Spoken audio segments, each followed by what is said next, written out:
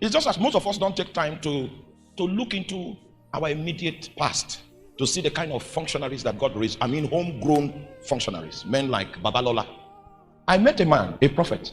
It was Apostle Babalola that prophesied to his mother that she was barren. The woman was barren. And Babalola prophesied to the mother and said, you are going to conceive, you are going to have a son. And that son of yours is going to be a missionary to the United Kingdom. The mother conceived, a barren woman, gave birth to a son. In fact, when she became pregnant, it was church she ran to, not to hospital.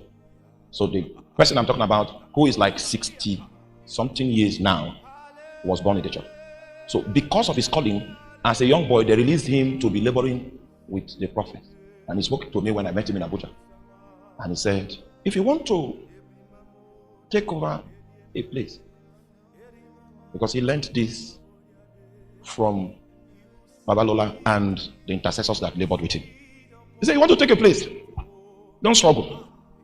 3 o'clock, 6 o'clock, 9 o'clock, 12 o'clock. Pray for 1 hour, from 3 to 4, from 6 to 7, from 9 to 10, from 12 to 1. You see, go and sleep. The other time, sleep.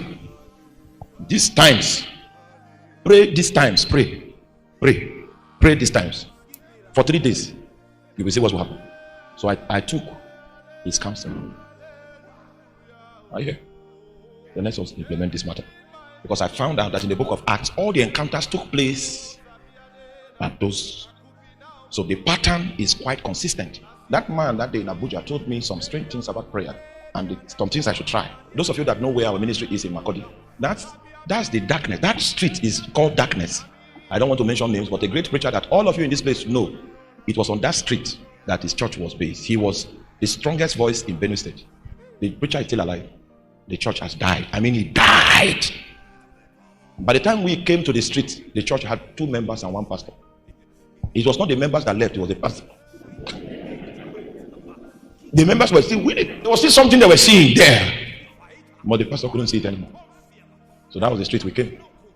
Every church that attempted to grow there died. And I tried these things. That was how the darkness in that corridor lifted.